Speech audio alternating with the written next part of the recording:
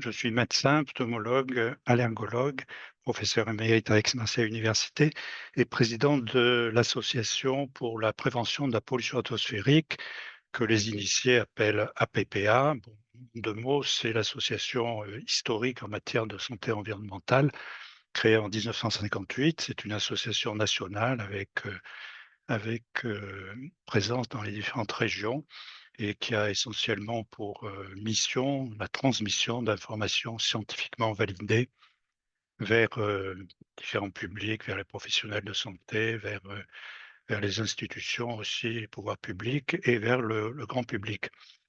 Alors effectivement, dans cette présentation, je vais parler, essentiellement des pollens, puis je dirai quelques mots aussi des moisissures et des acariens. Et tout ça dans le contexte de l'allergie. Alors dans ce contexte particulier, il s'agit d'une allergie qui est le plus souvent de transmission, familiale, donc héréditaire, avec comme symptômes principaux la rhinite, c'est-à-dire les éternuements, nez bouché, nez qui coule, des mangeaisons au niveau du nez, la conjonctivite avec les mêmes symptômes au niveau des yeux et parfois des symptômes, respiratoires, bas comme la toux ou les crises d'asthme et ce sont des manifestations très fréquentes puisqu'on estime, que, environ 25 de la population, essentiellement les adolescents et les adultes jeunes, sont concernés par, cette maladie. Alors quelques mots pour commencer par les pollens. Le grain de pollen, on l'ignore souvent, c'est le spermatozoïde du règne végétal. Il est émis par, tous les végétaux. Alors les belles plantes, les belles fleurs, les fleurs ornementales émettent des gros pollens, souvent supérieurs à 100 microns. Donc je rappelle que le micron, c'est le millième de millimètre et ces gros pollens, ne sont pas impliqués en pathologie allergique parce que justement le pollen est gros et dès qu'il est émis, il va tomber par terre, sur le sol et il ne peut pas être transporté par le vent. Ce sont des pollens dits entomophiles qui sont transportés par les insectes. Ce qui nous intéresse ici, ce sont les petits pollens d'un ordre de taille de 10 à 80 microns qui, eux, sont suffisamment légers pour être transportés par le vent. Alors, vous voyez un schéma de la coque du pollen, qui est une coque qui est d'ailleurs extrêmement dure et qui peut traverser les siècles et qui est à la base d'une science qui s'appelle la paléopalinologie, parce que la palynologie, c'est la science de l'étude des pollens. Et vous voyez les couches de sa membrane et la plupart des allergènes se retrouvent dans la paroi externe qu'on appelle l'extésine du grain de pollen.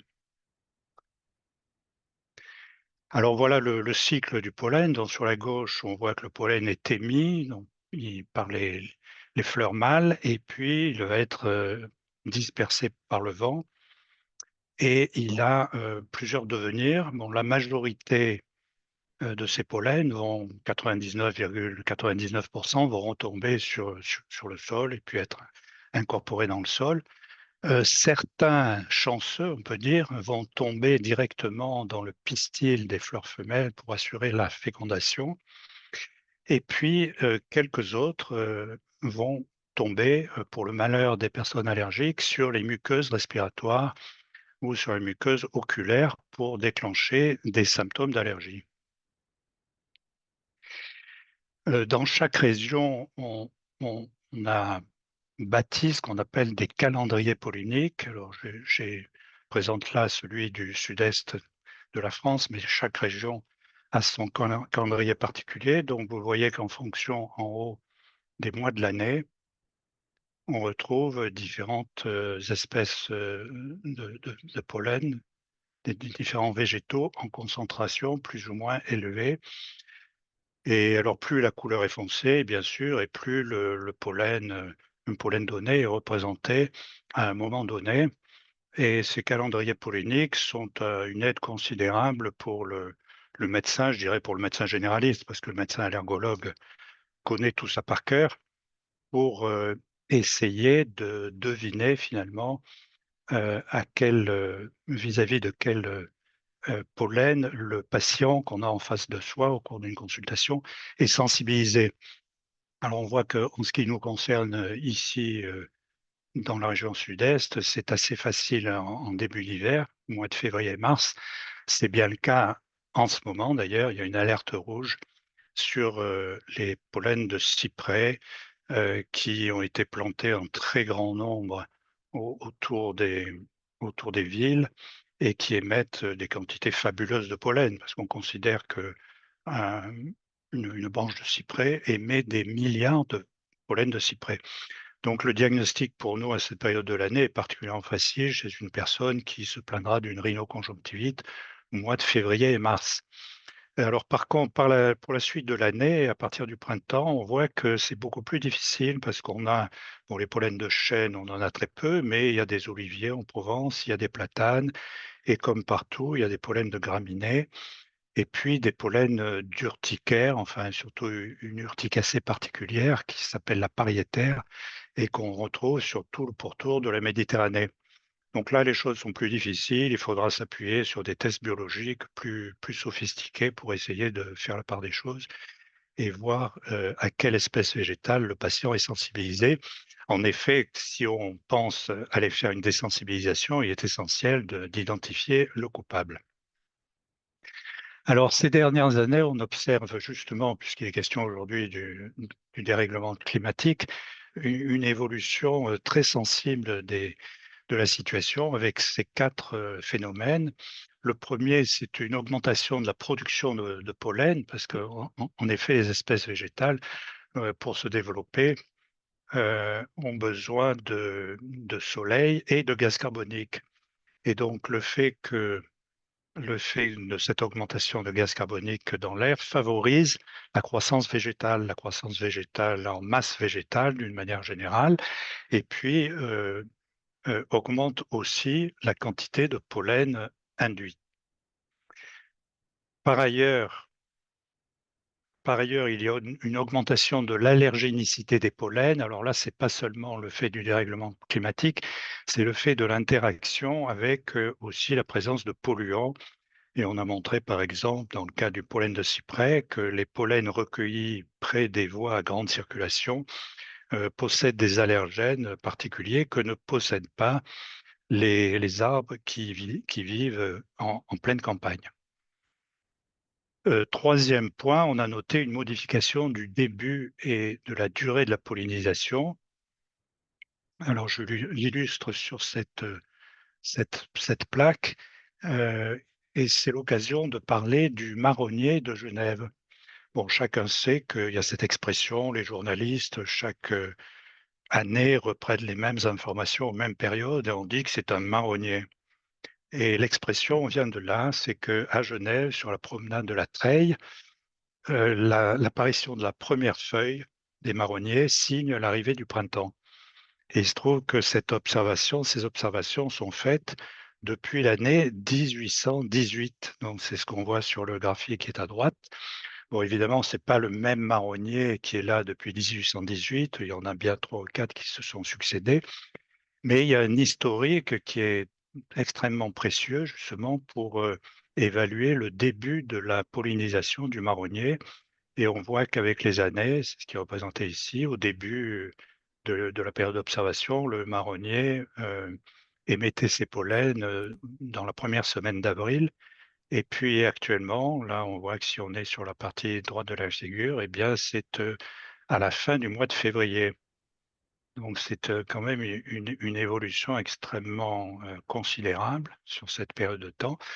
C'est-à-dire que du fait des réchauffements de la température, la pollinisation du cyprès, enfin du cyprès d'une manière générale des espèces végétales est devenue plus précoce et la fin de la pollinisation, n'ayant pas changé, eh bien ce qu'on observe pour la plupart des espèces végétales, c'est un allongement de la durée de la saison pollinique. C'est très fâcheux pour nos patients. Bon, je parle encore des patients allergiques au cyprès qui autrefois étaient gênés au mois de février-mars et aujourd'hui, ils sont gênés de Noël jusqu'à Pâques. Donc un allongement considérable de la période symptomatique. Alors un autre phénomène, possible qu'on pourrait anticiper. Finalement, c'est une remontée des espèces végétales vers le nord. Alors, est-ce que ça va se produire? Pro Peut-être, enfin sûrement même dans une certaine mesure, mais il faut quand même pas oublier que, la photopériode, qui est la durée du jour et qui dépend de la latitude d'une zone géographique donnée, cette photopériode est un élément essentiel dans la croissance, des végétaux. Donc il n'est pas sûr que, comme on le dit parfois, que les oliviers puissent, bien s'adapter à un climat, situé plus au nord. Alors un phénomène aussi un peu particulier en ce qui concerne les pollens, c'est l'apparition de véritables épidémies d'asthme, lors des périodes orageuses. C'est un phénomène qui est connu depuis longtemps, mais qui est considéré comme un peu marginal. Et puis en 2016 à Melbourne, du fait de la concomitance d'un conflit de masse d'air froid et de masse d'air chaud, d'un vent violent et puis aussi des orages avec les phénomènes électriques qu'ils impliquent, ce sont près de 10 000 personnes en 48 heures qui se sont présentées aux urgences de ces hôpitaux de Melbourne avec 6 décès. Donc c'était des personnes qui savaient avoir savaient être victimes d'une rhinoconjonctivite allergique, c'est-à-dire d'un rhume des foins, mais qui la plupart du temps n'avaient pas fait de crise d'asthme et donc ça a été une crise d'asthme inaugurale et extrêmement violente et actuellement, Météo France et le réseau national de surveillance aérobiologique aussi ont des alertes pour avertir la population des patients qui ont une allergie au pollen, de ne pas sortir, par, temps d'orage. Alors autre sujet après les pollens, ce sont les acariens de la poussière de maison.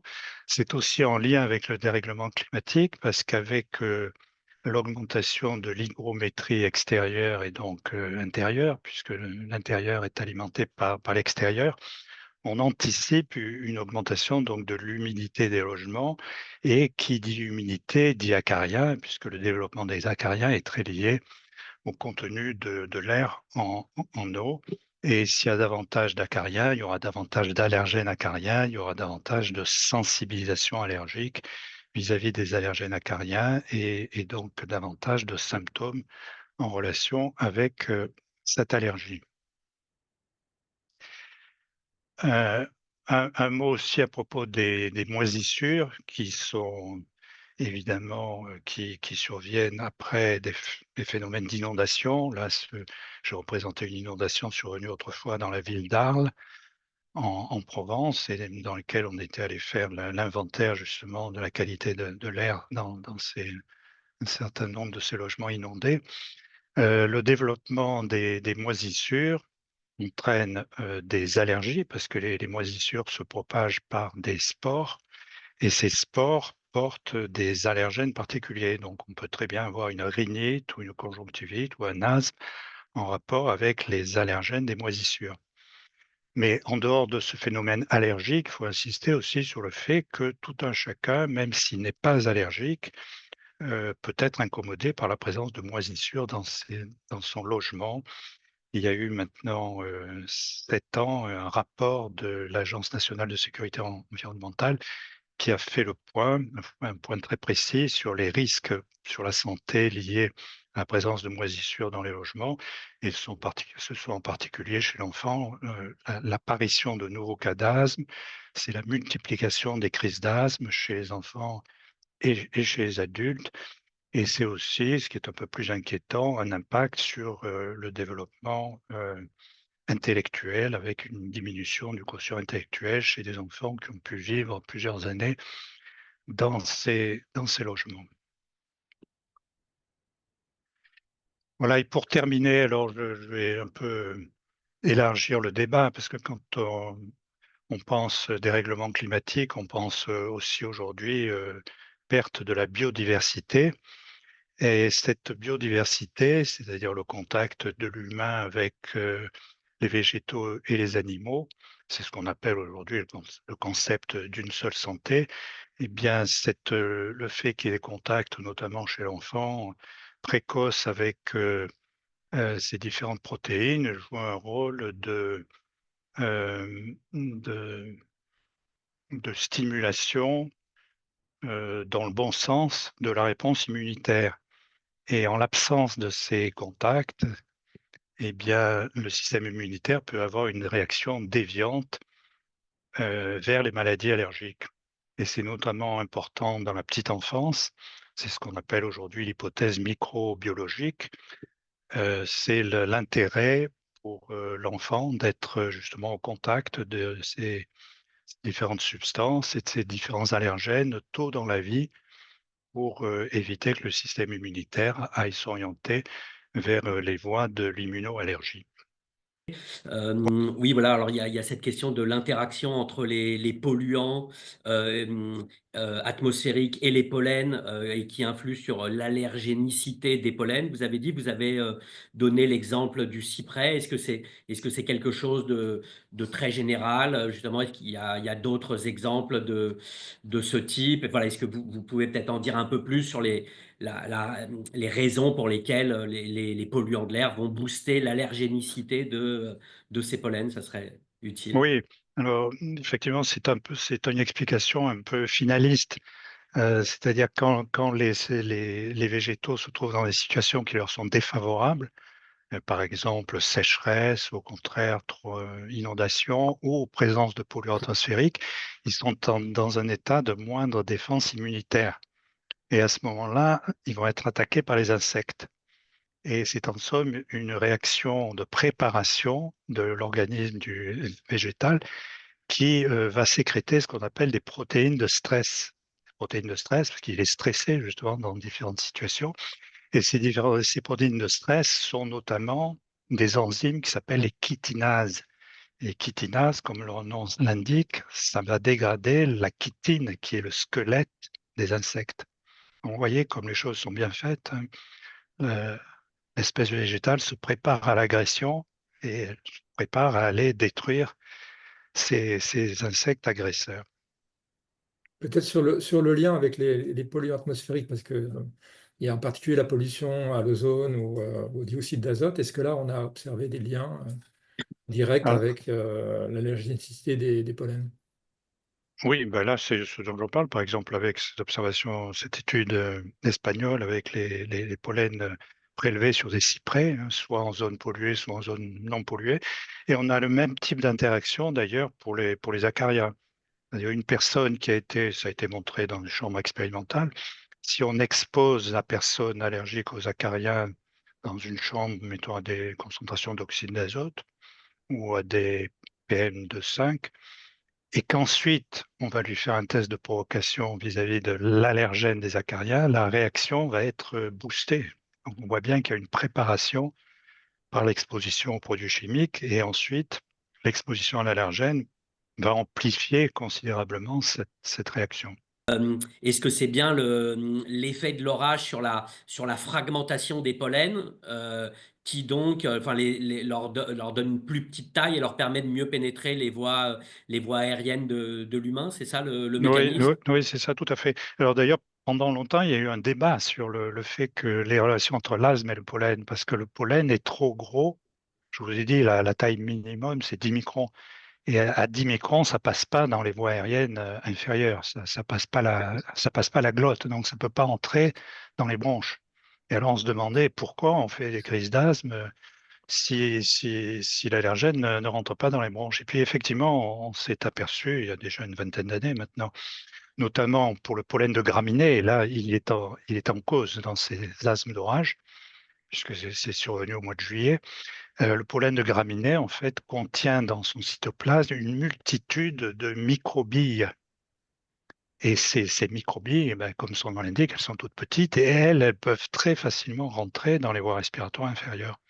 Donc c'est effectivement à la faveur de ces phénomènes, électriques qu'il y a un éclatement du grain de pollen et qui libère ces milliers de microbilles et ça fait un aérosol, allergisant, absolument, super concentrées auxquelles ces patients sensibilisés vont être confrontés.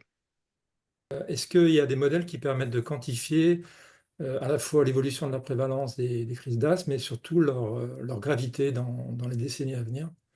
Est-ce qu'on sait globalement comment ça va évoluer? Est-ce qu'il y a aussi des modèles régionaux à votre connaissance? Régionaux, ça j'en connais pas, mais de manière générale, oui, ben justement, l'allergène principal, ce sont les acariens de la poussière de maison. Bon, il y en a plus ou moins dans tous les logements, il y en a beaucoup plus si le logement est humide, mais bon, le fait de savoir que l'hygrométrie va augmenter, oui, ça entraîne toute une série de réactions en cascade, jusqu'à une augmentation de la prévalence de l'asthme. Et pour les pollens, bien sûr, les choses vont dans le même sens, puisqu'il y a la croissance végétale est favorisée par le dioxyde de carbone, donc le bilan d'émissions de pollen est en croissance nette pour toutes les espèces végétales.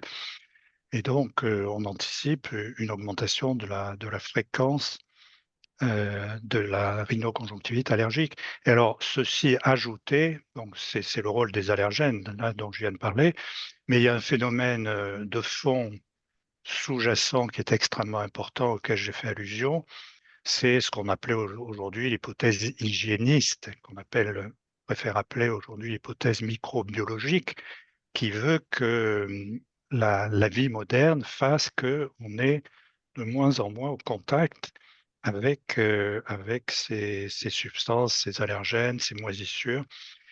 Et bon, il y a un mouvement maintenant avec les écoles Montessori, il y a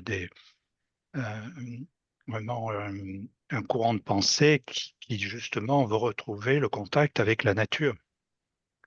Et Et en ce qui concerne la gravité des crises d'asthme, est-ce qu'on sait bah, si elles vont devenir plus graves? aussi avec la concentration des allergènes, parce qu'il y a forcément une relation dose-effet entre l'intensité de l'exposition à ces allergènes et l'intensité de la réponse. Vous avez indiqué que donc la période de pollinisation commence plus tôt dans l'année et que ça se traduit par un allongement de la période de pollinisation et pas parce que justement la fin de cette période n'est pas affectée.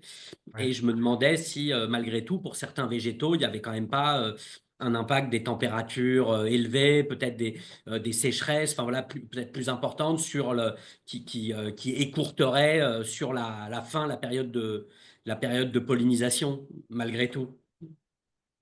Oui, alors, pour revenir à ce sujet, vous voyez là mon diaporama? Ouais, tout à fait. Oui, bon, je n'ai pas voulu trop compliquer, mais si vous voyez cette courbe, bon, les bons esprits ont pu remarquer qu'il y a une cassure dans cette courbe.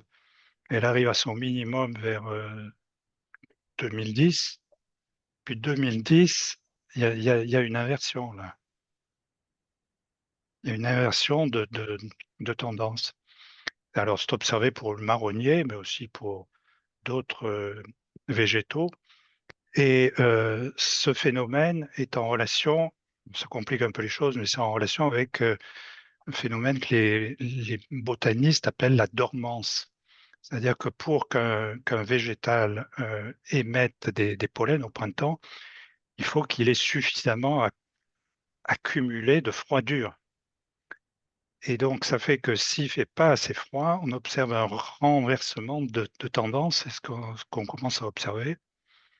C'est-à-dire qu'au contraire, la pollinisation va être retardée. C'est ce qu'on voit aussi dans les années les plus récentes, là, que vous avez sur la droite de la figure. Et il y a eu un minimum et puis une remontée de la courbe. Donc, qui est c'est un peu paradoxal, mais c'est à force de justement les hivers étant de plus en plus doux, finalement, l'arbre n'a pas le temps de reconstituer ses forces pour bourgeonner au printemps. Donc, il faudrait qu'il reste plus longtemps en dormance et ça fait que la première pollinisation commence à être retardée. Alors, vous avez une question de Madame Sophie Frein, là, que je vois, qui a levé la main, mais Bonjour, Monsieur Charpin. qui connaît bien la question. Donc, ça va être une question C'était de maître. c'était pas forcément une question, mais on a tendance à penser qu'il y a une augmentation de l'exposition pollinique, mais en fait, c'est très espèce dépendant, comme le disait Monsieur Oui. Charpin. Il y a des espèces qui ont besoin justement d'un hiver très froid pour rentrer en dormance pour Mm. polliniser, et inversement, il y a certaines espèces, dont les herbacées, qui, elles, vont profiter du changement climatique pour avoir des temps de pollinisation beaucoup plus longs. Donc, c'est vraiment très espèce dépendant, et c'est aussi pour ça qu'on a du mal à, à pouvoir prendre en considération des calendriers polliniques classiques, et que chaque année, le Réseau national de surveillance aérobiologique reproduit des calendriers polliniques, parce qu'il y a un vrai changement pratiquement tous les ans. Donc ça, c'était la première chose. Et par rapport à ce que vous disiez sur la thèse hygiéniste et le fait qu'il faille être exposé, est-ce qu'on peut pas faire un lien également avec le fait qu'on soit de plus en plus exposé à une pollution chimique, euh, surtout en environnement intérieur, avec aussi cette manie qu'a pris la population de vouloir absolument tout désinfecter, donc avec des produits qui vont être irritants pour les voies respiratoires. Merci. Oui, alors pour votre premier commentaire, oui, je suis tout à fait d'accord, hein. Il faut éviter de généraliser en ce qui concerne les observations faites sur certaines espèces végétales qui ne s'appliquent pas forcément à d'autres. Et vous avez raison de souligner la différence entre les arbres et les herbacées, parce que finalement, une herbacée, ça vit le temps d'une saison. Et donc, on comprend que c'est beaucoup plus sensible au climat de l'année, à la météo, en somme. Alors que les arbres se développent sur des décennies, donc le sont moins sensibles. Oui, en ce qui concerne votre deuxième intervention, oui, bien sûr, hein, il y a, en dehors de l'hypothèse hygiéniste, il y a le fait que dans les maisons, ben, on est soumis à des tas de polluants qui viennent à la fois des matériaux de construction, des produits d'entretien, des cosmétiques aussi beaucoup. Et tout ceci joue dans ce que le phénomène sur lequel vous avez attiré l'attention, c'est-à-dire sur les interactions entre les polluants chimiques et les allergènes. Parfait. Et donc, on va prendre une dernière question avant de passer à la présentation suivante qui nous vient du chat. Peut-on avoir plus d'informations sur la diminution du QI face aux allergies? Voilà, et passe donc en lien avec l'exposition aux moisissures que vous avez évoqué. Oui, c'est ce qui figure dans le rapport de l'Agence nationale de sécurité environnementale. Effectivement, ça fait un peu froid dans le dos. Surtout moi qui suis marseillais, on a évalué à 100 000 logements qui sont dans cette situation, 40 000 logements, pardon, et 100 000 personnes. Eh bien oui, ce sont des effets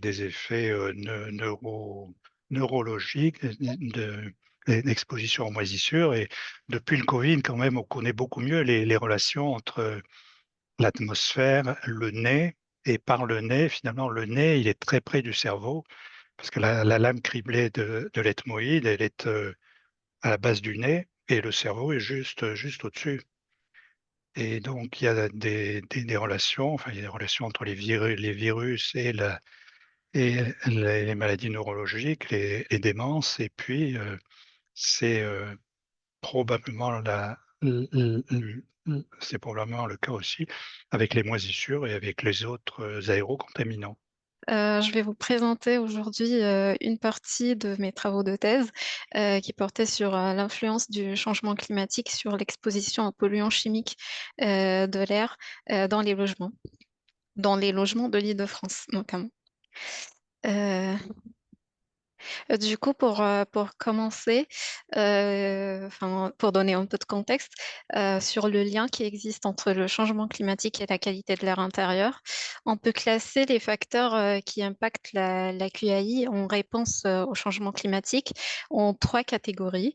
La première, c'est la catégorie qui concerne les polluants eux-mêmes, c'est-à-dire la dépendance de leurs caractéristiques physico-chimiques aux conditions environnementales telles que la température et l'humidité relative.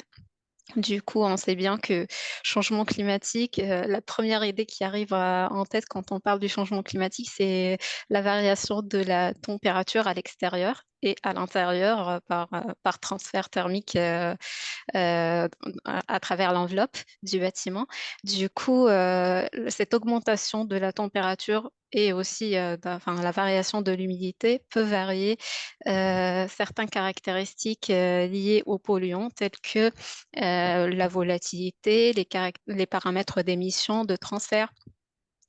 La deuxième catégorie, c'est les caractéristiques du bâtiment. On parle maintenant beaucoup de l'adaptation du parc bâti au changement climatique, que ce soit au niveau de l'enveloppe ou des systèmes de ventilation, de climatisation et de chauffage. Du coup, cette différence dans la manière dont on construit nos bâtiments, les bâtiments qui ont tendance maintenant à être plus étanches, ils vont engendrer enfin, ils vont impliquer des changements au niveau du taux de renouvellement d'air, ce qui peut impacter la qualité de l'air intérieur. Et la dernière catégorie, c'est le comportement des occupants. On peut ici citer l'exemple le plus pertinent, je trouve. Enfin, par exemple, l'ouverture et la fermeture des fenêtres. Enfin, on a tendance à dire que on va peut-être plus ouvrir les fenêtres dans l'hiver et les saisons transitoires, le printemps et l'automne, parce qu'il va faire plus chaud à l'extérieur, du coup, pour ramener un peu de fraîcheur à nos environnements intérieurs et à fermer les fenêtres pendant les périodes de canicule en été. Du coup, dans ma thèse, je m'intéresse à un type très particulier des polluants, les composés organiques semi-volatiles. Alors, comme son nom l'indique, comme leur nom l'indique, ils sont semi-volatiles. Du coup, ils peuvent se trouver dans la phase gazeuse de l'air, mais aussi ils peuvent se coller sur les surfaces des meubles, des objets, sur la poussière et même sur les particules en suspension dans l'air. Ils sont émis par différentes sources à l'intérieur, comme les revêtements de sol en vinyle, les produits cosmétiques, les produits de nettoyage, la cuisine et les appareils électroniques. Alors, on est exposé à ces polluants par trois voies, enfin, principalement par trois voies. La voie respiratoire, quand on respire de l'air pollué, par ingestion de poussière et par contact cutané de l'air, des surfaces et de la poussière contaminée. Cette exposition peut engendrer des risques sanitaires divers. Certains sont des perturbateurs endocriniens. On parle aussi de certains cancers et maladies respiratoires. Du coup, l'objectif principal de mon travail de thèse était d'évaluer l'exposition au COSV dans les logements en Île-de-France à l'horizon 2050 sous l'effet du changement climatique. Euh, pour calculer les concentrations et connaître l'avenir des CESV dans nos logements, on a utilisé un modèle développé au CSTB avant mon arrivée en thèse. C'est un modèle qui consiste à calculer les concentrations dans les 4 différents compartiments, du coup la phase gazeuse, la poussière, les particules en suspension dans l'air et sur les surfaces via 4 bilans de masse dynamiques. Pour ne pas entrer dans le détail des équations, je vous montre directement le schéma qui inclut les principaux processus qui ont été pris en compte dans le calcul. On a les émissions des COSV à partir des sources, le taux de renouvellement d'air, que ce soit par ventilation mais aussi par infiltration. On a les partitions, c'est-à-dire l'équilibre des concentrations des COSV entre les différents compartiments. On a la réactivité avec les oxydants comme l'ozone et les radicaux hydroxyles. On a aussi toute la dynamique des particules, le dépôt et la remise en suspension des particules. Dans le cadre des travaux de l'Observatoire de la qualité de l'air intérieur, La première campagne nationale logement a été menée entre 2003 et 2007 pour mesurer les concentrations des COSV dans les particules dans 285 logements représentatifs du parc de logements français. On voit sur le graphique à gauche les concentrations par famille de COSV. On voit alors que si on parle en termes de médiane, on a les phtalates et les hydrocarbures aromatiques polycycliques, les HAP, qui sont des COSV très présents dans nos logements. Du coup, on a décidé d'étudier un phtalate, le DEHP, et un HAP, le phénanthène, sachant qu'ils viennent de deux sources différentes. Les phtalates, ils sont émis par des sources dites continues, on va dire, par les revêtements de sol, par exemple. Et le HAP et le phénanthène est généralement émis par la combustion à l'intérieur, par la cuisine et le tabac. Du coup, ça nous permet un peu de couvrir plus de scénarios d'émissions possibles. Et pourquoi le DINCH? Parce que c'est un substituant de DEHP qui commence à être de plus en plus objet de réglementation, enfin strictement réglementé maintenant. Et du coup, comme on étudie la qualité de l'air à l'horizon 2050, on a jugé pertinent d'ajouter le DINCH à notre étude. Alors, la première étape de notre recherche a été de voir comment la température, on s'est intéressé à la température, bien que l'humidité, elle est aussi importante, mais on s'est limité à la température par manque de données maintenant. Et du coup, on a commencé par l'acquisition théorique et expérimentale des paramètres clés relatifs au COSV, c'est-à-dire les paramètres liés à l'émission et aux partitions. On a fait pas mal de revues bibliographiques pour trouver toutes les valeurs qui existent dans la littérature et on a complété aussi par le travail par des expériences, notamment pour le DINCH parce que c'est un COSV assez nouveau et on ne connaît pas trop sur la dépendance des paramètres clés à la température. Et on a pu tirer des lois de variation des paramètres à la température, même si les résultats sont à valider par plus des expériences parce que les valeurs présentent encore une dispersion importante.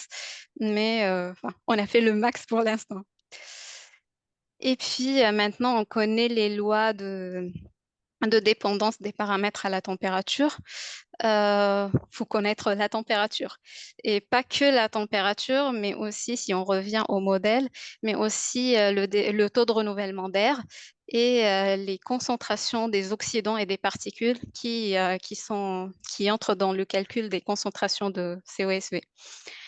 Du coup, pour le faire, on a mis en place une démarche, on va dire, qui commence par des simulations thermiques pour calculer la température. Une fois la température est calculée, elle a été employée ensuite directement dans le modèle COSV, mais aussi dans les simulations aéroliques. On a calculé le débit de renouvellement d'air et les concentrations des polluants atmosphériques pour 3 séquences climatiques estivales futures.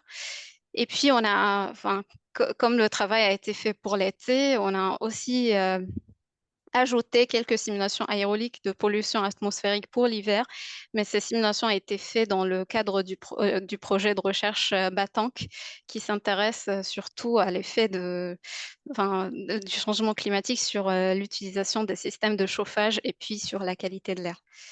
Et du coup, ça nous fait un total de 7839 simulations COSV pour 3 COSV que je viens de citer. Alors, pour quel logement on a fait les simulations? On a choisi un logement type, un T3 de 62 mètres carrés, celui qu'on voit à la carte sur le slide. Et puis, on a attribué à ce logement type un système de ventilation parmi 5, une période de construction parmi 7 et une inertie thermique parmi 5. Et du coup, on a calculé le poids représentatif de chaque combinaison d'écarts à la base de ce qu'on a trouvé dans la base de données nationale de bâtiments, la BDMB. On a construit un échantillon pour la période actuelle et un échantillon pour la période future en se basant sur les scénarios de l'adaptation au changement climatique de l'ADEME. Ce travail a été fait principalement dans le cadre de Batank, pas dans le cadre de ma thèse, mais on a utilisé les données. Pour parler un peu des résultats, sur les simulations thermiques, on voit sur les graphiques la température intérieure, la température mine atteinte et la température max, le P25, la médiane et le P75. Et on voit que la température intérieure médiane augmentera d'environ 2 degrés d'ici 2050 si on parle d'une période estivale normale et de 4 degrés si on parle d'une période caniculaire. Et que l'augmentation peut être plus significative si on parle des températures extrêmes hautes, c'est-à-dire la température va atteindre des max beaucoup plus hauts dans le futur. Pour les simulations aéroliques, là sur les graphiques, on voit le taux de renouvellement d'air. Pareil, on voit que le taux de renouvellement d'air, il va augmenter d'ici 2050 pour une période estivale normale, bien que les logements deviennent plus étanches, mais on a remarqué que c'est l'effet de l'ouverture des fenêtres qui va augmenter le renouvellement d'air. Par contre, on aura une augmentation un peu plus faible pour la période caniculaire, parce que, comme on vient de dire, les occupants ont tendance à fermer les fenêtres pendant les périodes caniculaires pour se protéger des vagues de chaleur. Pour les PM10, on a considéré une source intérieure de 1 mg par heure, en plus des PM10 qui viennent de l'extérieur. Et on a trouvé que les concentrations vont diminuer à l'intérieur parce que il y aura l'effet de dilution. Comme le taux de renouvellement d'air, il va augmenter, il va diluer la concentration de PM10 à l'intérieur. Et comme les PM10 d'origine intérieure sont dominants, du coup, on aura une diminution. Que ce soit pour la période normale ou pour la période caniculaire. Pour l'ozone, on n'a pas considéré de source intérieure. L'ozone vient complètement de l'extérieur. Et on voit une augmentation de la concentration en ozone en général suite à son augmentation à l'extérieur. Maintenant, on arrive aux composés organiques semi-volatiles. On commence par le DEHP dans l'air. Dans l'air, c'est-à-dire dans la phase gazeuse, plus dans les particules en suspension dans l'air. Et on voit qu'on aura une augmentation de 47% d'ici 2050 pour une période normale et de 134% pour une période caniculaire. Et ça est directement lié à l'augmentation des émissions suite à l'augmentation de la température. Dans les poussières, c'est l'inverse. On prévoit une diminution de 58% à 62%. Suite à l'augmentation de la température, parce que la température implique une partition moins élevée dans les poussières par rapport à la phase gazeuse. Du coup, les COSV ont tendance à se trouver dans l'air plus que dans les poussières quand il fait chaud. Et du coup, on voit cette diminution qui est bien attendue. Pareil pour le DINCH. Dans l'air, on voit une augmentation un peu moins flagrante, on va dire. Et tout ça dépend de la loi de dépendance de l'émission à la température qui est un peu moins exponentielle.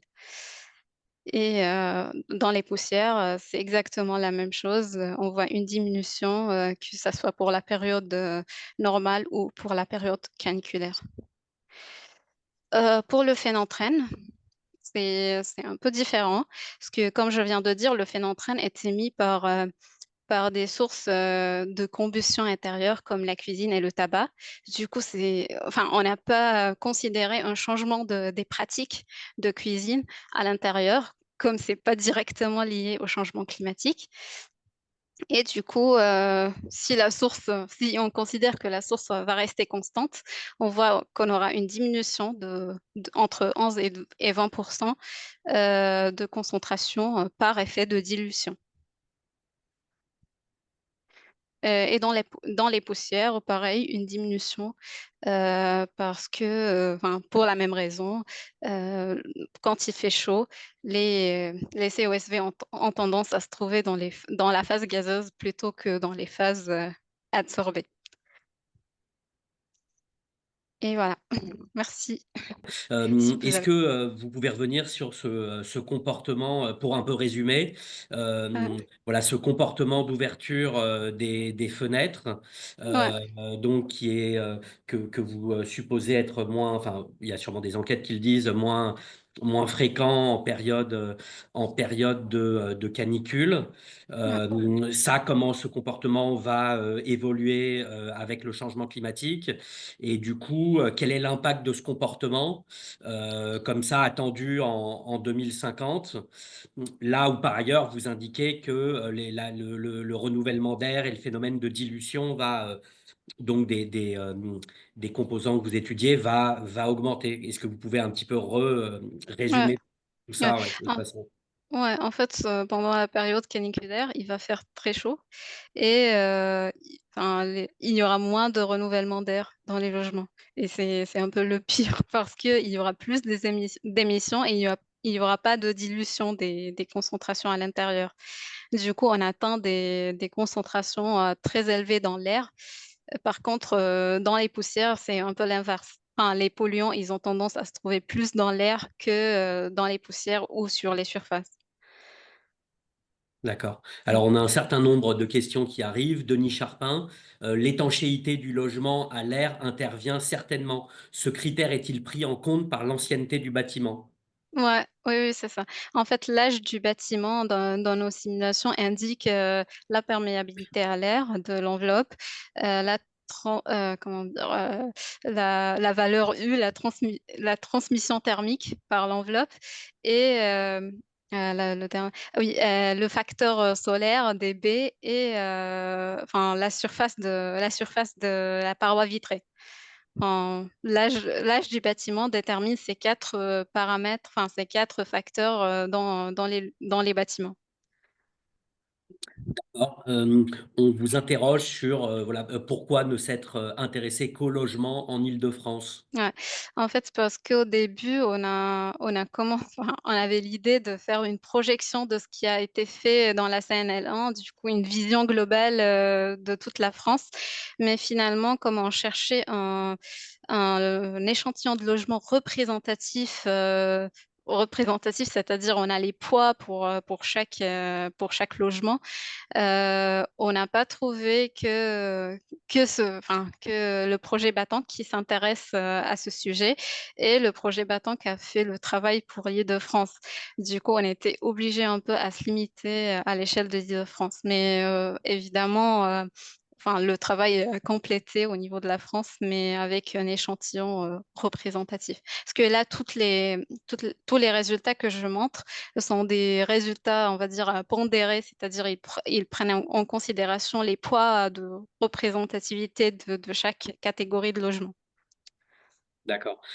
C'était une question de Corinne Mandin et il y en a une seconde de Corinne Mandin. Vous y répondez là en partie, mais vous voulez peut-être préciser. Elle demande et comment passe-t-on d'un logement de type T3 à tous les logements en Île-de-France? Elle vous remercie pour votre présentation par ailleurs. Mm. C'est une très bonne question. En fait, on a pris un logement avec une surface moyenne de tous les logements de l'Île-de-France. Du coup, la moyenne de la surface était de 62 mètres carrés. Et T3, pareil, parce que c'est une moyenne de tous les cas, de l'échantillon de l'Île-de-France qui existe dans la BDMB au moment. D'accord. Et du coup, je reviens à une question de Sophie Frein.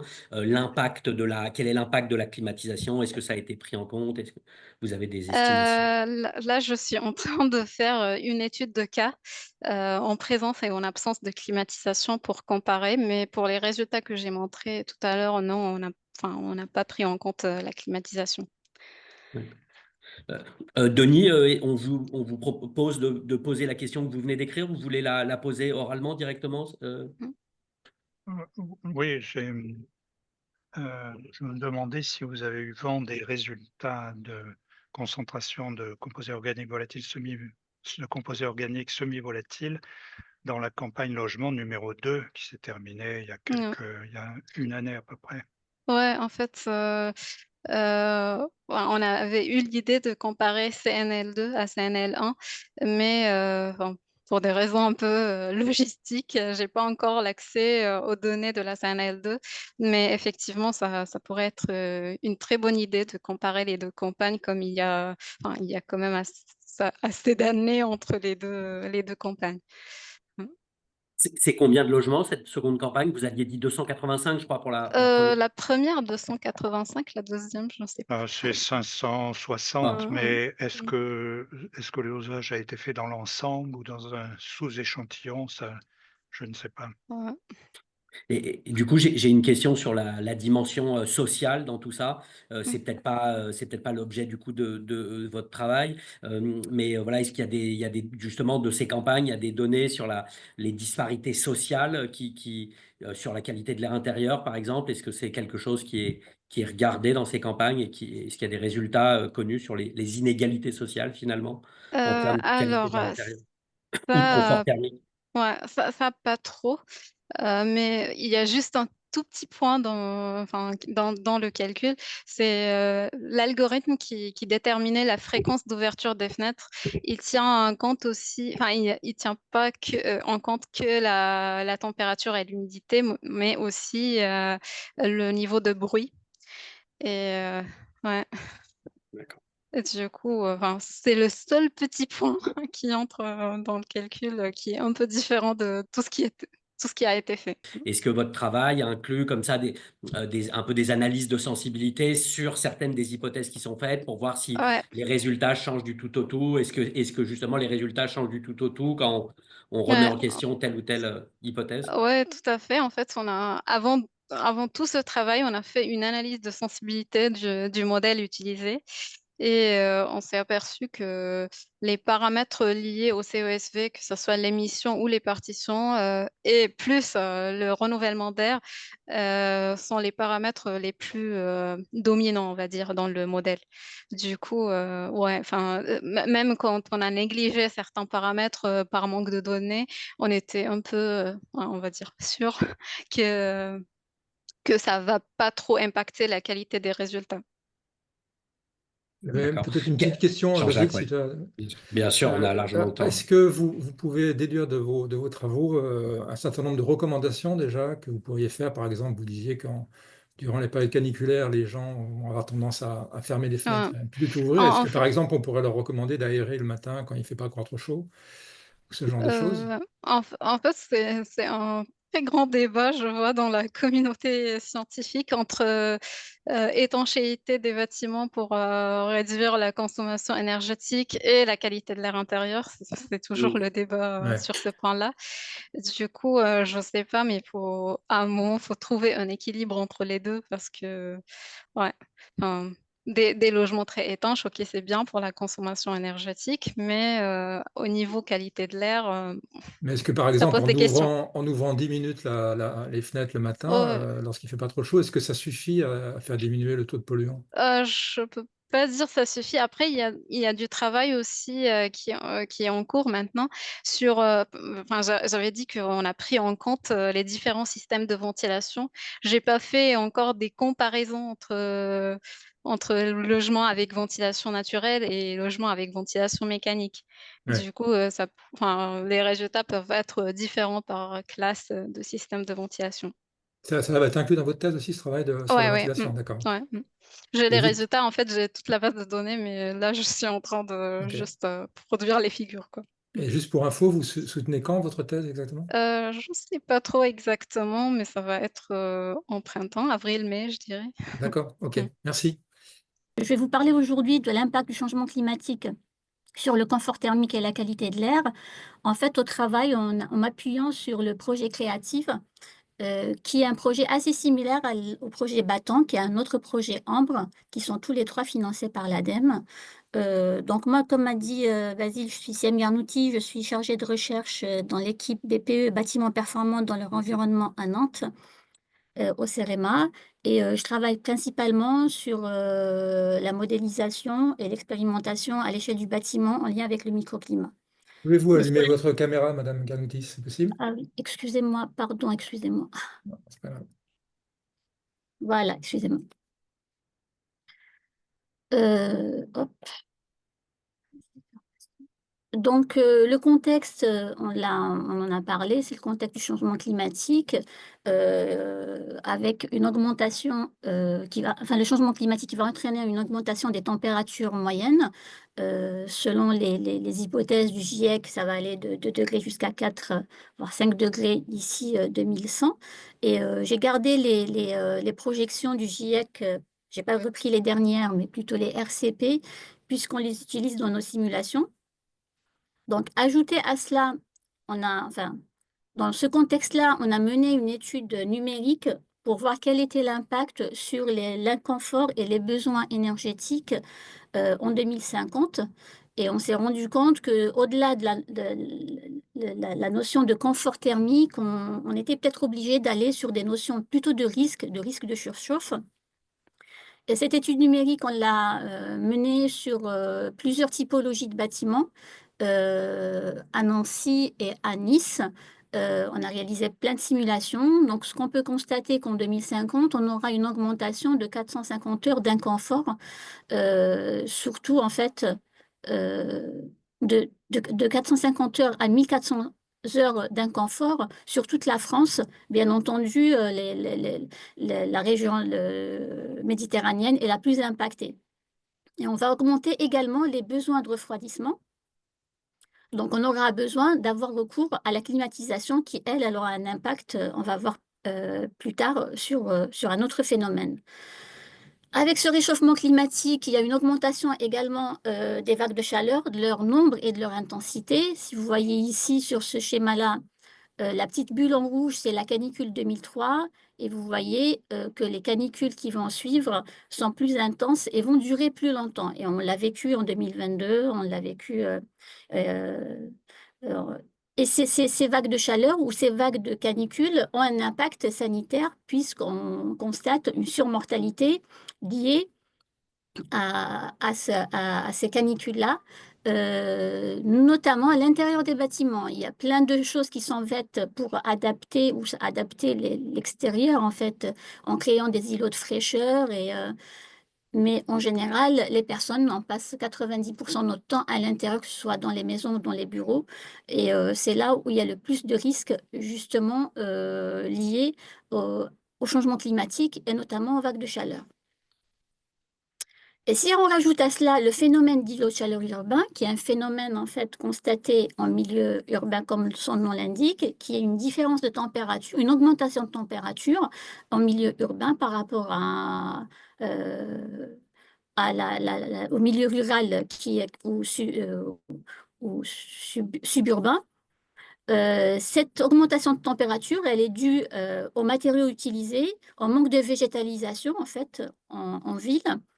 Et ce phénomène-là, du coup, va accroître les effets du réchauffement climatique.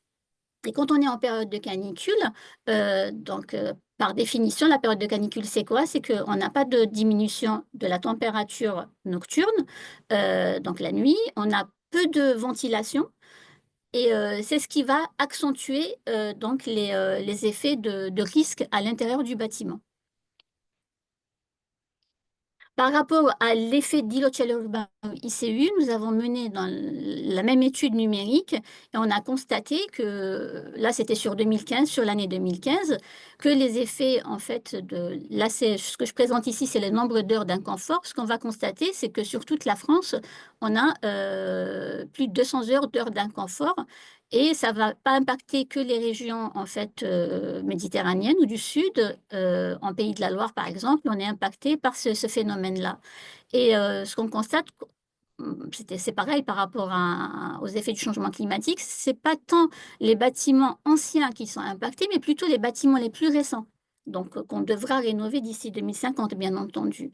Mais c'est l'effet, justement, thermos un petit peu, puisqu'on construit, il y avait le débat sur l'étanchéité à l'air tout à l'heure, on construit de plus en plus étanche, on coupe l'intérieur de l'extérieur, enfin, on essaye, et c'est ce qui fait ces réactions-là. Donc, on est dans un contexte de changement climatique. Il y a des enjeux liés dans le bâtiment, des enjeux liés au confort thermique, comme je l'ai dit, à la qualité de l'air intérieur, aux consommations énergétiques, que ce soit l'hiver ou l'été. Et puisqu'on va aller sur, on aura des hivers plus cléments et des étés plus problématiques, donc on aura à réduire les consommations de climatisation qui elles-mêmes, je ne l'ai pas dit tout à l'heure, ont un impact, on climatise à l'intérieur pour refroidir, mais en fait, on va on va rejeter de la chaleur vers l'extérieur qui va accentuer, exacerber l'effet d'îlot de chaleur urbain. Donc, ce n'est pas une solution non plus d'utiliser la climatisation. Et tout ça a un effet sur la santé. Donc, tout ça va avoir une transformation radicale sur les conditions environnementales et ça va exercer une pression considérable sur les bâtiments. Donc, il est nécessaire du coup d'adapter le plus rapidement possible et d'une manière efficace nos constructions, puisqu'on passe le plus de temps à l'intérieur, pour garantir justement le bien-être et la santé des occupants et la durabilité du bâti également. Donc, dans ce contexte-là, le projet créatif déposé à l'appel à projet de l'ADEME, donc créatif pour confort thermique, qualité de l'air et vague de chaleur, a été retenu. Il y a eu un petit peu quelques problèmes au début parce que c'était dans la période post-Covid, donc c'était un petit peu compliqué de mener les travaux. Donc, ce projet que je coordonne donc, implique plusieurs partenaires. Donc, il y a le CEREMA avec les collègues de BPE qui travaillent sur la qualité de l'air et sur la partie thermique du bâtiment. On a deux laboratoires qui travaillent sur les aspects microéconomie, donc le GRANEM de l'Université d'Angers et le LEMNA de Nantes Université. Et on a un laboratoire, un bureau d'études, excusez-moi, Tribu. Donc, Créative vise à analyser dans le contexte du changement climatique les relations entre le confort thermique et la qualité de l'air intérieur, principalement en période de vague de chaleur. Et il s'intéresse à tout ce qui est transfert intérieur-extérieur. Plus concrètement, il a des objectifs, bien entendu, scientifiques et des objectifs plus opérationnels. Donc, concernant les objectifs scientifiques, il vise à améliorer ou à produire de la connaissance sur le comportement des occupants en période de vague de chaleur. Il a analysé les impacts des actions des occupants, justement, à la fois sur la qualité de l'air intérieur et sur le confort thermique, parce que parfois, en fait, ces actions peuvent être antagonistes. Donc, est-ce que je ferme la fenêtre Aya l'a présenté. Est-ce que je ferme la fenêtre pour justement me préserver de la chaleur, mais en même temps, je vais avoir l'effet confinement à l'intérieur qui va qui va dégrader plutôt la qualité de l'air. Il vise également à classer les bâtiments par rapport à leur sensibilité aux vagues de chaleur et à mettre en place un modèle intégré ou un modèle global qui va concerner les aspects liés à la microclimatologie, à la thermohydraulique des bâtiments et à l'action des occupants. Et à évaluer les enjeux économiques liés au comportement des occupants relativement à la QAI, au confort. Ces questions-là, je ne les ai pas présentées tout à l'heure, mais je vais en reparler. Et en termes opérationnels, le but, c'est de formuler en fait des recommandations sur les priorités de réhabilitation selon le type de bâtiment, l'environnement proche et l'impact qu'il a sur la qualité de l'air et puis le confort thermique. Et également des recommandations destinées aux occupants pour justement essayer de réduire leur exposition à la chaleur et aux polluants. L'approche adoptée dans ce projet, c'est une approche basée sur la modélisation et l'expérimentation in situ.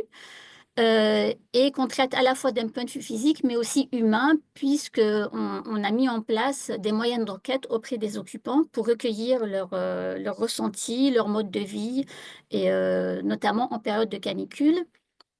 Et l'idée ici, contrairement à ce que justement a présenté Aya, là on ne se focalise pas sur une région, mais plutôt de prendre en compte différents profils d'occupants, différents contextes urbains et différentes typologies de bâtiments résidentiels. Je vous ai mis ici quelques illustrations justement de tout un travail bibliographique qu'on a réalisé pour définir justement ces différentes typologies. Notamment ici, vous avez les typologies liées à l'ICU, l'îlot de chaleur urbain, basées sur les LCZ, les Local Climate Zone, et les typologies liées à la qualité de l'air ou la pollution extérieure, basées sur la classification des cartes stratégiques de l'air développées par l'ASCA. Et ici, vous avez tout ce qui est typologie de bâtiment. On s'est basé sur une typologie existante qui s'appelle Tabula, qu'on a adaptée à nos besoins. Et selon l'année de construction du bâtiment, on a derrière toutes les caractéristiques thermiques qu'on va utiliser dans les simulations.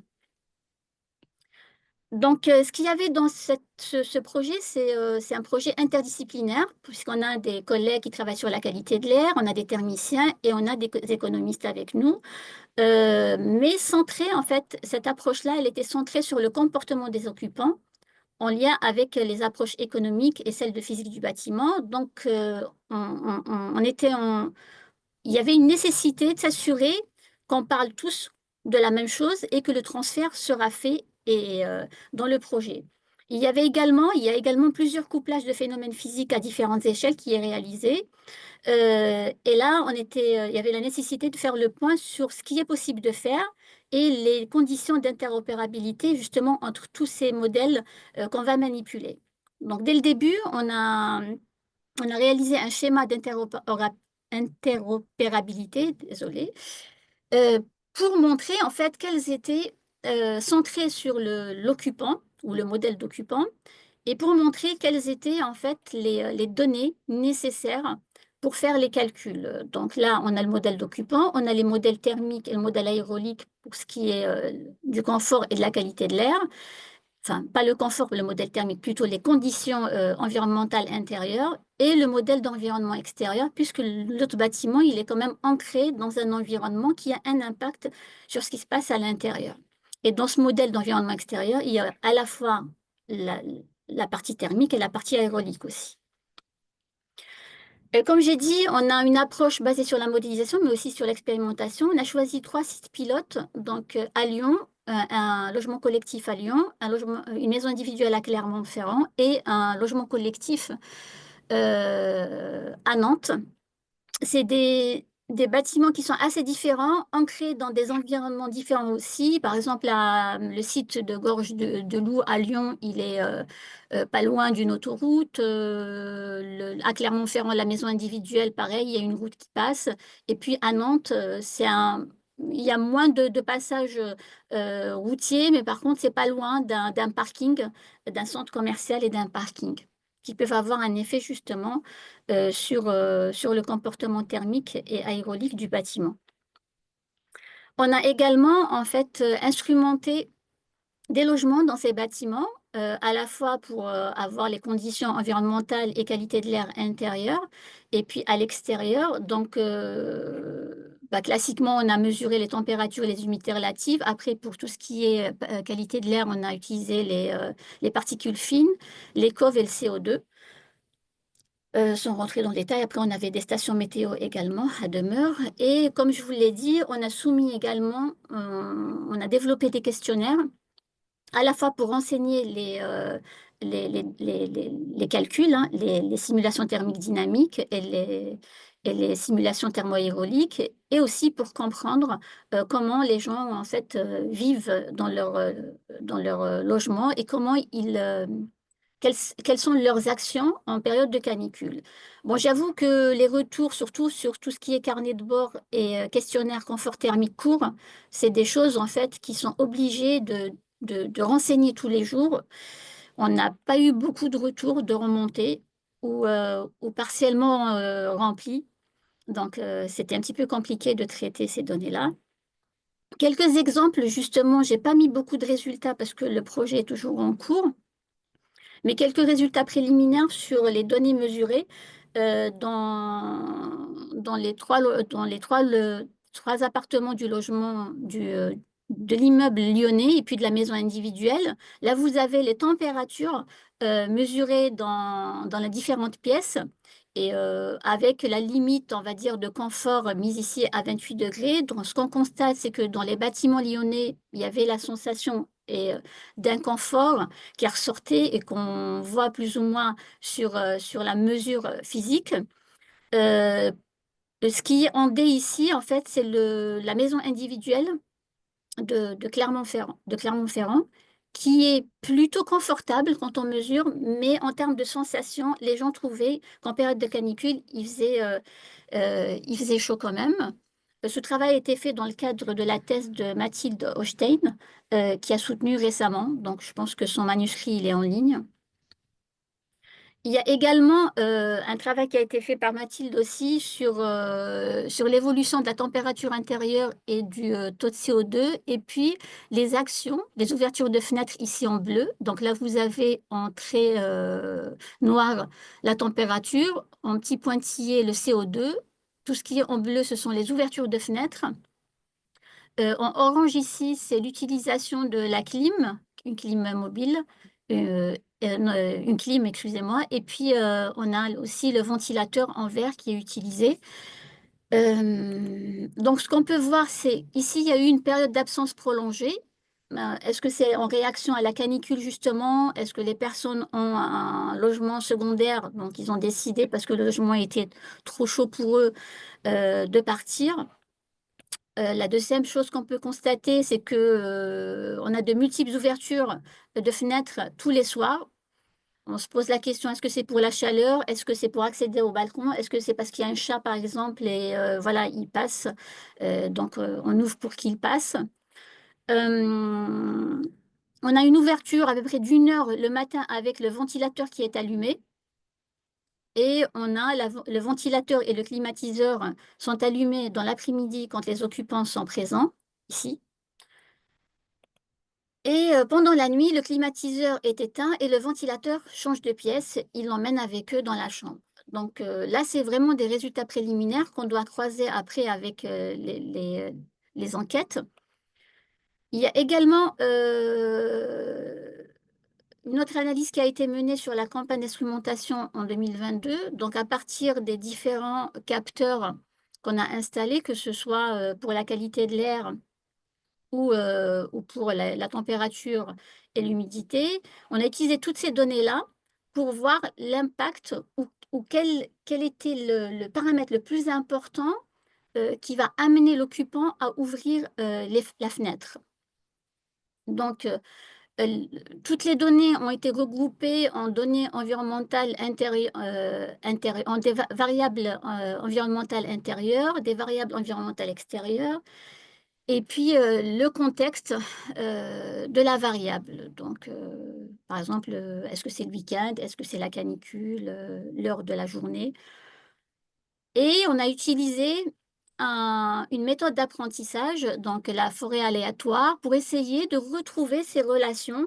C'est une sorte de boîte noire entre les ouvertures de fenêtres et la variable la plus impactante sur cette ouverture. Ce qu'on a retrouvé là sur le bâtiment lyonnais, c'est que les coves étaient la principale variable qui avait un impact justement sur les ouvertures de fenêtres avec le CO2. L'heure de la journée aussi était important. Et ensuite, il y avait tout ce qui est rayonnement solaire global et les températures également, que ce soit extérieur ou intérieur, avaient un impact. Donc là, c'est vraiment un résultat préliminaire. On doit le tester également sur les bâtiments à Nantes et le croiser avec les enquêtes et les questionnaires qu'on a soumis aux occupants. Là, c'est l'occupant, comme a montré tout à l'heure Aya, il y a aussi des paramètres bâtis qui vont avoir un impact sur le confort et la qualité de l'air. Donc, les déterminants du confort thermique sont l'humidité, tout ce qui est rayonnement solaire, la vitesse de l'air. Le rayonnement, tout ce qui est transfert radiatif, en fait, le rayonnement avec les surfaces, et la personne elle-même, son métabolisme, son activité et son niveau d'habillement va avoir un impact sur la qualité de l'air. Et de la même façon, la personne est soumise ou exposée à différents polluants qui sont à l'intérieur, qui peuvent provenir de l'intérieur ou de l'extérieur également par transfert. Donc, qu'est-ce qui va avoir un impact? J'ai résumé ici sans rentrer dans le détail. Donc, tout ce qui est en rouge, ça va avoir un impact que sur le confort thermique ou le confort d'été. En bleu, c'est ce qui est en lien avec la qualité de l'air. Et quand c'est les deux couleurs, ça veut dire que ça va impacter à la fois le confort thermique et aussi la qualité de l'air. Donc, on va retrouver tout ce qui est thermique classiquement, hein, c'est le niveau d'isolation, l'inertie thermique, l'indice d'ouverture ou le taux de surface vitrée dans le bâtiment et l'utilisation de la protection solaire ou pas, l'albédo ou la couleur des matériaux. Et la couleur des matériaux, un toit noir soumis à va avoir une température très élevée, contrairement à un toit blanc par exemple, ce qui va avoir un impact sur les températures intérieures. La pollution intérieure, donc comme je l'ai dit tout à l'heure, ça va être tout ce qui est transfert extérieur-intérieur, donc en lien avec la ventilation, et également tout ce qui est concentration de polluants émise à l'intérieur même du logement. Le caractère hygroscopique, tout à l'heure on a parlé, le premier intervenant a parlé d'humidité. Ça, c'est important parce que ça permet à la fois d'améliorer le confort. Par exemple, quand on a des matériaux hygroscopiques donc, qui vont capter l'humidité de l'air, ça va permettre de réguler l'humidité et améliorer le confort à l'intérieur, mais aussi ça a un impact sur tout ce qui est qualité de l'air, puisque pareil, ça permet d'évacuer l'humidité vers l'extérieur, l'excédent d'humidité vers l'extérieur. La perméabilité à l'air, il y a eu tout un débat juste avant cette présentation. Donc, en lien aussi avec la ventilation, qu'elle soit mécanique ou naturelle, ça va avoir un impact à la fois sur le confort, donc, et puis la qualité de l'air. Et l'organisation intérieure elle-même, c'est-à-dire est-ce qu'on peut favoriser la ventilation naturelle si j'ouvre sur les deux façades, notamment tout ce qui est en lien avec la surventilation nocturne, par exemple. Donc, ça va avoir un impact sur les deux aspects. Tout ça, en fait, on va le prendre en compte, l'occupant, le paramètre bâti. Et puis, comme je vous ai dit, le projet aussi basé sur la modélisation. Donc, le plus gros du travail était la modélisation, ce qu'on appelle ici modélisation intégrée ou globale, qui va intégrer les aspects liés à l'ICU en utilisant un outil existant UWG qu'on va coupler à la simulation thermique dynamique et aérolique à l'échelle du quartier et puis à l'échelle du bâtiment. Donc tout ça, ça a été développé et les couplages ont été faits. La chose aussi qu'on a réalisé dans ce projet, c'est de prendre en compte, de mieux prendre en compte en fait les écoulements d'air autour du bâtiment pour mieux estimer les coefficients de pression. Donc, si on estime mieux les coefficients de pression sur les façades, ça veut dire qu'on va mieux estimer le renouvellement d'air à l'intérieur des bâtiments, notamment par l'étanchéité à l'air ou par les ouvertures des ouvrants. Donc, on a développé un modèle alternatif à la CFD qui est très coûteuse en termes de temps de calcul et qui va nous permettre de mieux estimer du coup les coefficients de pression. Ce modèle est basé sur une méthode qui s'appelle Fast Fluid Dynamics. C'est toujours des équations de la mécanique des fluides, mais qui sont résolues d'une manière plus simplifiée, on va dire. Tout ça nous amène au travail qui est en cours. Donc, c'est un travail plutôt numérique de simulation qui va... du coup, on va réaliser des simulations sur plusieurs climats, plusieurs environnements, plusieurs orientations des bâtiments, plusieurs typologies de bâtiments, différents types de ventilation, différents types de profils d'occupation, et puis différentes actions de rénovation ou d'adaptation. Donc, sur les climats, on va utiliser les climats de Toulouse, Marseille, Nantes, Lyon, Paris. Et sur les profils d'occupants, en fait, il y a eu une enquête nationale qui a été réalisée justement sur les villes que je viens de citer pour recueillir les modes de vie, des ménages, des logements, puisqu'on travaille principalement sur les logements, sur ces villes, pour alimenter en fait nos profils d'occupants. On a appelé ça profil mauvais occupant, profil standard et le bon.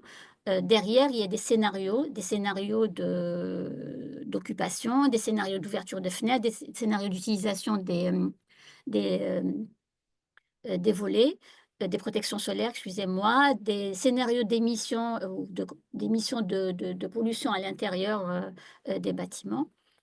Tout ça, c'est en cours aussi on vient de recueillir en fait les données, c'est les collègues économistes qui travaillent sur ça et on est en train d'exploiter et d'analyser ces données-là. Donc le défi à relever, c'est de concilier tout ce qui est confort thermique, qualité de l'air intérieur et efficacité énergétique des bâtiments.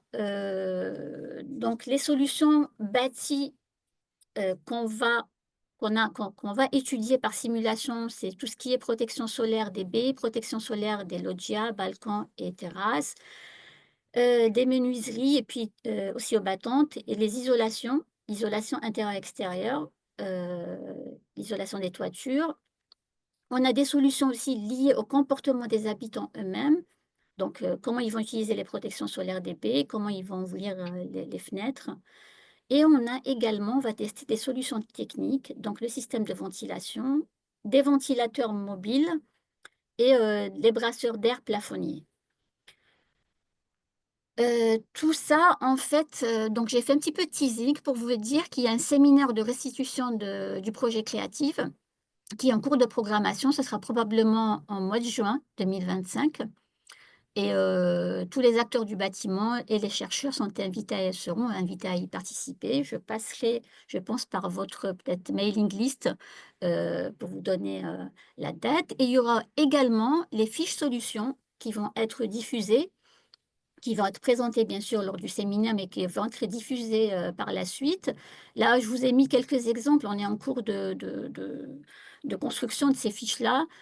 Donc là, par exemple, vous avez une fiche solution quartier numéro 1, donc un quartier avec ses caractéristiques qu'on va définir et on va...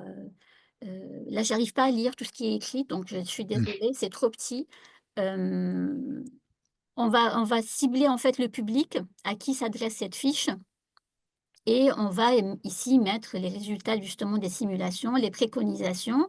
Il y aura des fiches qui sont liées avec le quartier et qui ont le quartier en fin de compte, comment il va impacter ce qui se passe à l'intérieur, mais il y aura aussi des fiches solutions bâtiments.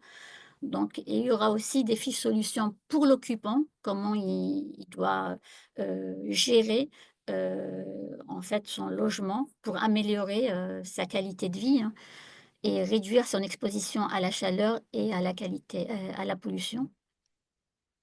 Donc, en conclusion et avec quelques perspectives, donc le projet créatif qui n'est pas encore fini, on espère qu'il aura contribué à apporter des solutions concrètes basées sur des mesures et des simulations. Adapter nos bâtiments, c'est une priorité, mais ça nécessite une approche intégrée qui va combiner l'innovation. On n'en a pas parlé, mais on a besoin d'innovation justement pour atteindre ce but. Et surtout l'évolution des pratiques, notamment que ce soit en conception, la conception des réhabilitations, et l'implication en fait des occupants eux-mêmes. On doit changer de paradigme, jusqu'à présent, on se dit on va tout tout est mécanique, tout est voilà, l'occupant limite, il n'a même plus le droit d'interagir avec son logement parce que on a fait les simulations comme ça. Donc l'idée ici, c'est d'aller vers une évolution des pratiques et se dire que l'occupant aussi est acteur dans son logement et qu'il peut améliorer lui-même la performance de son logement. Ça passe aussi par l'amélioration des modèles de simulation thermique thermo-hydraulique pour mieux prédire les impacts futurs du réchauffement climatique. Et pourquoi pas, en fait, c'est très en vogue en ce moment, tout ce qui est modélisation hybride, donc en combinant la physique avec des méthodes d'apprentissage. Ça passe par le développement de bâtiments intelligents en intégrant des capteurs et pour tout ce qui est ventilation, qualité de l'air et confort thermique, justement pour l'optimisation, pour ce compromis qu'on doit faire à chaque fois entre ces trois aspects. Et je l'ai évoqué tout à l'heure, intégrer peut-être la qualité de l'air et le confort thermique dans les stratégies d'adaptation des villes et dans les documents d'urbanisme. Jusqu'à présent, en fait, on parle beaucoup de ce qu'on fait à l'extérieur pour adapter les villes, mais on ne parle pas de ce qui se passe à l'intérieur. Et puis, je l'ai écrit, mais ça se confirme là dans ce webinaire, c'est favoriser les collaborations et l'approche interdisciplinaire, voire parfois transdisciplinaire, afin de concevoir des bâtiments plus sains, durables et résilients. Donc, on a vu la première intervention où ça parlait d'humidité relative et puis d'impact là sur la santé et sur toutes les questions d'allergie. On a vu après avec la présentation d'Aya aussi les liens qu'il y avait entre la thermique et puis la qualité de l'air. Et puis je pense que voilà, j'ai laissé 3 petits points parce que je pense que les perspectives sont multiples et j'ai pas tout listé ici. Donc, Monsieur Bae nous dit enfin, alors c'était en cours de présentation, hein, c'est pas à la fin mais nous demandait si le brasseur d'air au plafond n'est-il pas une solution plutôt que la climatisation. Et on a entendu ensuite que vous intéressiez Oui, donc au voilà, brasseur d'air oui. au plafond dans le. Oui, en effet, ça fait partie, enfin oui, dans le sud de la France, c'est quelque chose d'assez répandu. Après la difficulté, c'est la modélisation des brasseurs d'air. Peut-être qu'on prendra dans les simulations, on va pas forcément les intégrer parce que c'est compliqué dans le modèle aérolique qu'on a utilisé, qui est Quantum. Mais, on prendra l'effet, en fait, de réduction de la température des brasseurs d'air. D'accord. Donc ensuite, on a une question de Franck Janin qui revient sur la question, enfin l'opposition importante là, entre les bâtiments anciens et plus récents, et donc qui se dit surpris par votre page 6, où les bâtiments récents sont très mauvais, l'explication qu'il voit, et qu'il s'agit de bâtiments standards, isolation thermique intérieure, VMC simple flux, pardon, car les bâtiments passifs, pourtant très étanches, résistent bien aux vagues de chaleur, VMCDF, un peu d'inertie. Euh, Peut-être, mais là, vous me posez une colle. Là, comme je l'ai dit, c'était basé sur la typologie tabula, mais il me semble que c'était du double flux quand même, hein, c'était pas du simple flux. Avec une isolation, oui, l'isolation qui respecte les réglementations. Donc, on était RT 2012 à l'époque. Donc, on n'était pas sur du passif, oui, sur des normes où il y avait. Après, en termes d'inconfort l'été, je trouve que c'est pas très étonnant parce que les bâtiments les plus anciens quand même, d'une part, on parle de l'été là et de l'effet de l'ICU quand même, hein, ils sont pas étanches à l'air, donc ça favorise en fait tout ce qui est ventilation, enfin il y a pas de système de ventilation qui est installé, donc favorise la ventilation, hygiénique, mais aussi, enfin voilà de la surventilation, hein, puisque c'est pas et il y a beaucoup d'ouvertures de fenêtres. Là, en l'occurrence, je sais plus comment quand on a fait les simulations, je crois on s'est mis dans les conditions les plus défavorables, ça veut dire qu'on a fermé les fenêtres, je crois et on a ouvert les volets, les protections solaires, pour se mettre dans les conditions les plus défavorables. Je ne sais pas si ça répond à la question. En attendant, donc on a une question de Didier Coulon qui vous demande si vous ne prévoyez rien sur la climatisation individuelle ou via des réseaux de froid comme à Paris et Marseille. Oui, en effet, dans ce projet, on n'a pas intégré les réseaux de froid, qui pourraient être une solution. En effet, en fait, là, j'ai pas mis les nombres de simulations qu'on a, mais on était très restreint. Mais en effet, ça pourrait être une solution au lieu d'utiliser les climatiseurs individuels qui vont justement, c'est ce que j'ai dit, accroître l'effet d'ICU en rejetant la chaleur vers l'extérieur, qui n'est pas du tout une solution. Ça peut être une solution d'adaptation à très court terme, justement pour éviter peut-être des décès, mais c'est pas tenable d'utiliser ce type de ventilation, de climatisation à long terme et surtout en se projetant sur le changement climatique. Et en effet, l'une des solutions pourrait être les réseaux de refroidissement urbain. Bien sûr, Donc, Franck allez-y. Janin, Eliasol. Oui, quand vous parliez d'isolation RT 2012, ça dit pas du tout si elle est intérieure, extérieure, ossature bois, ça donne pas l'inertie. Donc, déjà, c'est pas du tout au niveau passif ou très récent. Et puis, ça donne pas l'inertie, enfin la capacité de stockage thermique. Donc, Il ça, me semble, de mémoire, mais franchement, j'ai peur de dire des bêtises parce que ça remonte à 2018-2019 cette étude et je suis pas replongée dedans. Il me semble qu'on avait utilisé quand même, l'inertie, par l'extérieur. Donc ça veut dire ouais, qu'on a l'isolation par l'extérieur. Mais si vous fermez pas les isolation. fenêtres, vous voyez, par exemple, 4500 heures d'inconfort à Nice. 4500 heures sur 8700 d'une année, c'est plus de la Oui, moitié de l'année. oui, Donc, oui, oui, oui. c'est que la simulation est faite sans rafraîchissement, sans ouvrir les fenêtres. Voilà. Oui, tout à fait. Là, on s'est mis dans les conditions, la nuit les plus défavorables, la nuit, oui, on n'a pas ouvert. Vous avez parlé dans votre projet donc actuel, Créative, des données collectées, si j'ai bien compris, par vos collègues économistes sur les comportements et profils d'occupants. Et ça, apparemment, dans plusieurs villes. Donc, Mmh. juste par curiosité, est-ce que vous savez comment c'est collecté, ces données? Ça a été sous-traité. Le questionnaire a été, préparé donc par, les collègues économistes et puis tous les le consortium de Créative, hein. On en a discuté justement, de ce questionnaire-là et de toute façon, les résultats ont vocation à être partagés par la suite. Là, pour le moment, on vient d'avoir, les résultats en fait du sondage et le jour de la restitution, le jour du séminaire de restitution, on présentera une partie peut-être des résultats, peut-être pas tout, mais en tout cas, oui, ça a été, remonté comme ça, en fait, un questionnaire et puis, sous-traitance avec un organisme, de sondage. Justement, dans le projet Créative, avec vos simulations et modélisations, donc vous faites intervenir cette notion de confort thermique et vous parliez des heures en inconfort thermique. Déjà, peut-être pour ceux qui connaissent moins, on a un public très divers. Vous pourriez redire comment est définie voilà, cette question du confort thermique. Et je me demandais si avec vos modèles, en utilisant des choses qui sont publiées dans la littérature, vous pourriez aller jusqu'à la notion de risque sanitaire, puisqu'il y a aussi des seuils voilà, des seuils de température intérieure, des choses comme ça qui sont. Donc, est-ce que voilà, vous pourriez faire parler vos modèles, non pas seulement en termes d'inconfort thermique, mais de risque sanitaire? Oui, je pense, si on a les données, on peut le faire, bien entendu. Donc en termes d'indicateurs, j'en ai pas parlé tout à l'heure, mais peut-être que donc les indicateurs qu'on a retenus pour la qualité de l'air, bon, c'est le CO2, les PM, 2,5, les transferts intérieurs-extérieurs, puisque c'est un indicateur qui va nous permettre de tracer la pénétration, l'humidité relative et puis le renouvellement d'air.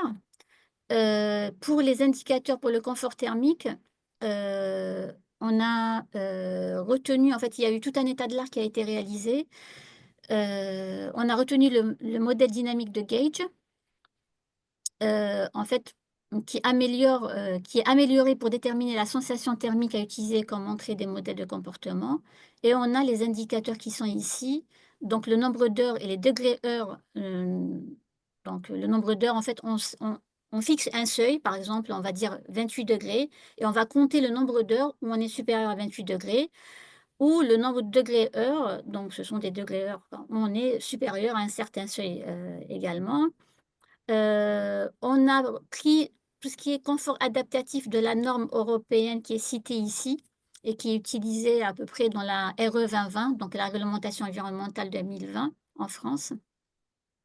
Et on a également pris, D'accord. je ne l'ai pas montré, j'aurais pu le mettre, Oui. la zone de Givoni qui va nous permettre de savoir à quel moment en fait je peux mettre de la ventilation, je peux augmenter en fait mes vitesses d'air quoi, à l'intérieur, Hmm. faire de la surventilation nocturne. Mais, Voilà. mais juste pour dire, il n'est pas prévu à ce stade de faire parler les modèles en termes de risque sanitaire, parce que c'est aussi, voilà, Bah, il y a aussi des seuils qui circulent dans la littérature, voilà, qui formulés. Donc, si, c'est en discussion là, c'est pas encore figé. en fait. D'accord. Mais on peut faire parler, si on a ces seuils-là, en fait, la difficulté des indicateurs sanitaires, là, c'est qu'on n'a pas, justement, on n'avait pas trouvé, j'ai oublié le nom de l'indicateur, on l'avait travaillé dans une thèse, la thèse d'Obaïd Yacoubi, et qui a soutenu il y a 2 ans. Et on n'avait pas trouvé justement, les seuils à utiliser. Peut-être que c'est peut-être par méconnaissance parce qu'on n'est pas forcément du domaine, donc on avait trouvé certains indicateurs et on se pose la question, là, on va tester sur peut-être, 1-2 simulations, voir si c'est facile en fait de les utiliser ou pas et mais il y aura peut-être des D'accord. OK. est-ce que ces questions-là vous intéressent plus que les questions de confort, c'est cela? Bah, oui, enfin, alors moi personnellement, je suis en santé publique, donc c'est sûr que ça intéresse beaucoup, ouais, tout à fait. Et il y a des travaux très actifs justement pour, voilà, faire de l'estimation d'effets de température intérieure voilà, sur des variables vraiment sanitaires, des événements de santé, justement dans le but de fixer, des seuils comme ça de température pendant un certain nombre d'heures et ainsi de suite, comme on le fait finalement pour le confort, mais, vraiment, avec une pertinence de santé publique et épidémiologique. Donc voilà, Après, n'hésitez pas là, si vous avez, par exemple, certains indicateurs qui viennent à l'esprit que vous voulez, nous, en fait, les simulations sont réalisées et on a un d'accord, ensemble de OK. données, environnementales et qualité d'air à l'intérieur. Un des enjeux qui est derrière tout ça, c'est quand même la baisse des émissions de gaz à effet de serre. Or, la transition écologique, elle passe entre autres par l'utilisation de plus en plus de matériaux biosourcés, en particulier dans la construction. Donc, Franck Janin faisait allusion aux maisons City-Bois, par exemple. Il y a différents donc, types de maisons en bois, il y a différents procédés de construction, etc. Dans les maisons en bois, il y a des isolants. Et le problème, c'est que très souvent, on utilise encore des isolants classiques, laine de verre ou des matériaux qui sont, on va dire, très, très émetteurs et qui, par ailleurs, ont une faible inertie thermique. C'est-à-dire qu'en fait, le transfert de chaleur se fait très vite de l'extérieur vers l'intérieur. En revanche, les laines de bois ou les matériaux biosourcés sont bien meilleurs dans leur comportement vis-à-vis de la chaleur et donc permettent, par exemple, d'avoir un meilleur confort thermique. Ma question, c'est est-ce que finalement vos simulations permettent de prendre en compte, y compris les types d'isolants qui sont utilisés? Est-ce que vous allez jusqu'à ce degré de finesse pour pouvoir comparer, par exemple, les performances en termes de confort thermique des différents isolants et en particulier des biosourcés? En effet, en fait, on a pensé aux biosourcés, ça fait partie des solutions qu'on propose. Néanmoins, en fait, comme on utilise un modèle purement thermique et pas un modèle hygrothermique, donc l'effet des transferts de vapeur ne vont pas être pris en compte dans les D'accord. simulations. Donc on verra que l'effet, enfin thermique, quoi, c'est, Le transfert de chaleur quand même, donc transfert de ce chaleur, qui est quand même voilà, important. diffusion de chaleur. Mmh. Oui, il y a une mention de bois terre crue paille. Effectivement, la terre crue apporte pas mal d'inertie thermique et il y a maintenant des procédés qui permettent, hein, par exemple, de mettre entre deux étages une épaisseur de terre crue qui va apporter beaucoup d'énergie et qui va permettre un confort thermique important. Ou en enduit sur la paille, hein, ça marche très très bien. Enduit intérieur, on a fait des immeubles collectifs comme ça, 4 cm de terre crue. Où Qui était fait dans les bâtiments anciens, c'est comme ils ça que ça se apportent. fait. Oui, mais il n'y avait pas la paille derrière. Là, Oui, on a oui, oui, oui, on en a effet, oui. l'isolant, on a le Mmh. stockage carbone, on a l'étanchéité à l'air par la terre crue si on fait bien les liaisons de fenêtres. Ça permet d'avoir comment dire, un stockage de chaleur dans la journée qu'on fait ressortir la nuit, non pas par l'inétanchéité à l'air, mais par les fenêtres ouvertes, tant qu'il n'y a pas d'îlot de chaleur, bien sûr.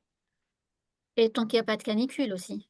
Ah si, si, même en Après, canicule. bah, ça dépend, la canicule, la température baisse pas la nuit et au bout d'un moment, l'inertie devient, même si la canicule dure trop longtemps, l'inertie, ça va devenir problématique parce que ça stocke et on n'arrive pas, même si on déstocke, on n'arrive pas à déstocker assez.